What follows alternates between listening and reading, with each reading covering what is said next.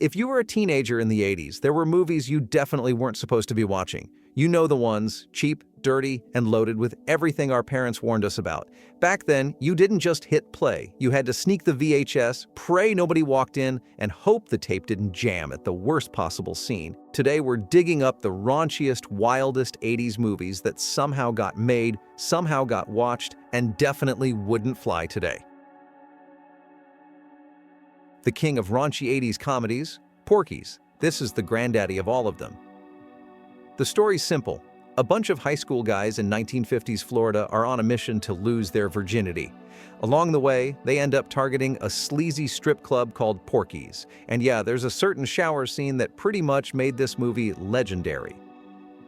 Porky's was directed by Bob Clark, who, fun fact, had just come off making a Sherlock Holmes thriller before diving straight into teen sex comedy. No major studio wanted it, they thought it was too dirty, so Clark made it independently with a $4 million budget.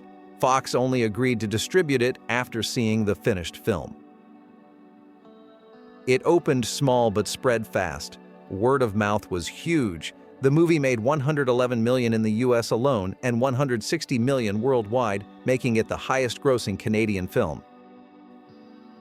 It pretty much kickstarted the whole 80s sex comedy boom, and Bob Clark later directed A Christmas Story, probably the widest tonal whiplash in film history. Now let's talk about Spring Break from 1983, the blueprint for every beach party movie that followed. The setup is exactly what you'd expect. Two college guys head to Fort Lauderdale for a week of booze, bikinis, and bad decisions. They end up sharing a motel room with two other guys, and it all turns into pranks, hookups, and non-stop partying.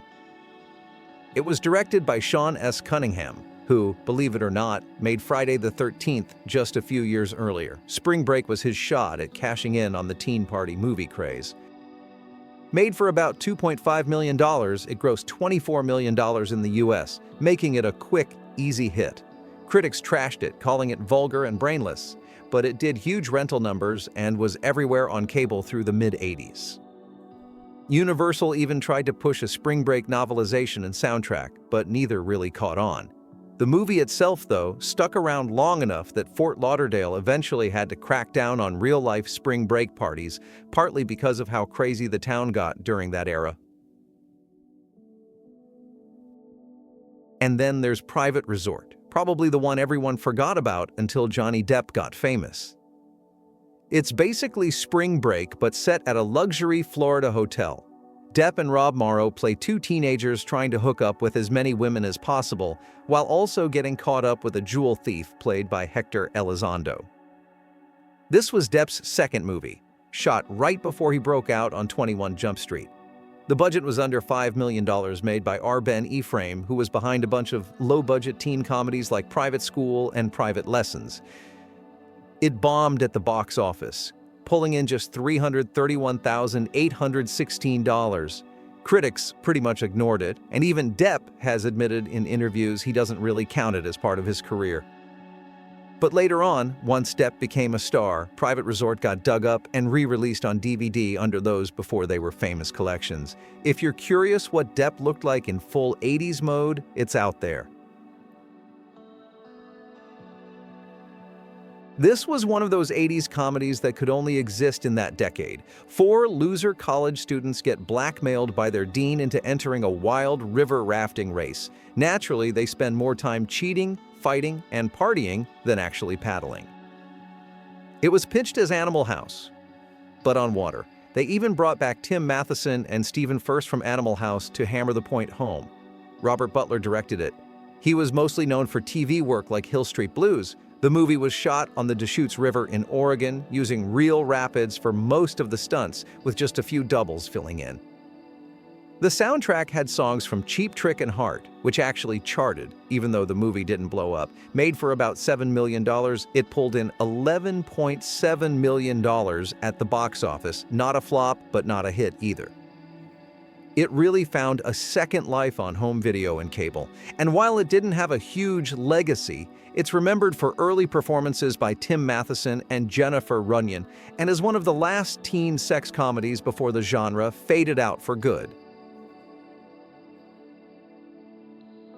Next is Night Shift from 1982, a movie that somehow made running a brothel out of a morgue seem like a great idea for a comedy.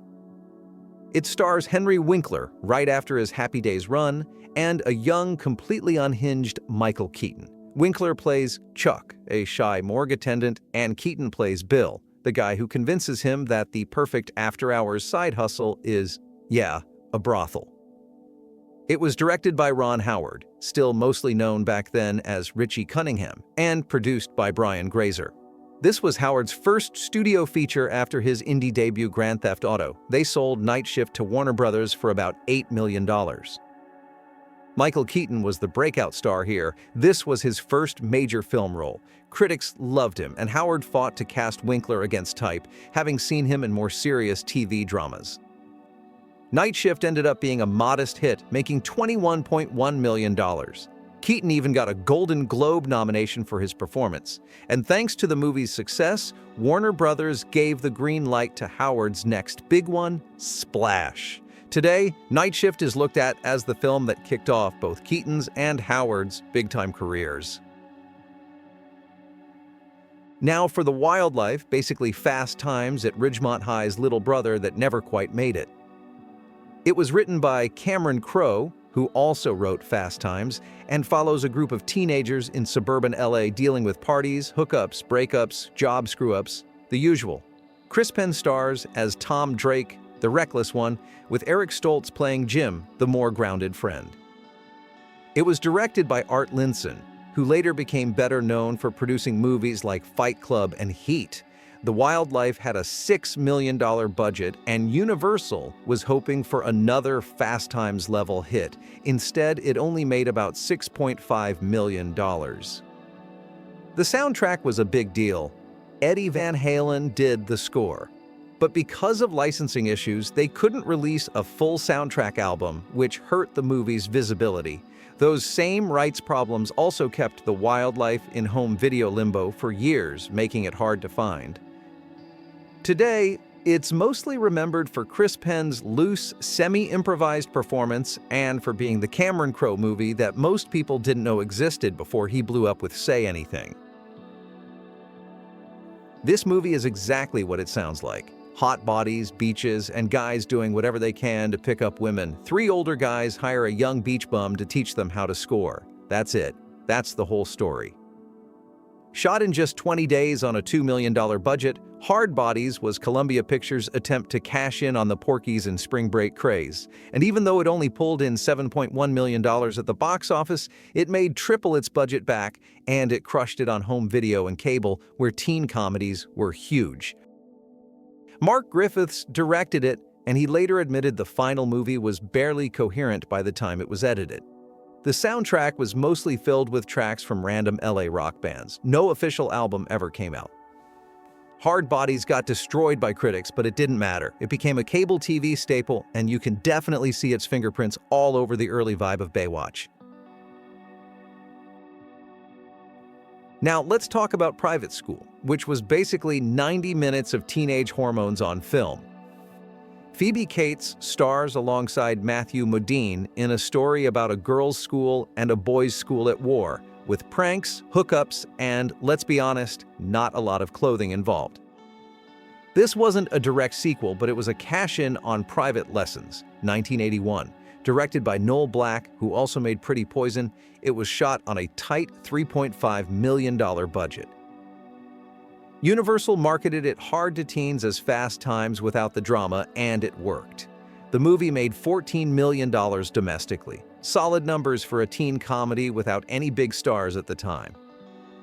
Critics hated it, obviously, but Phoebe Cates' popularity was through the roof.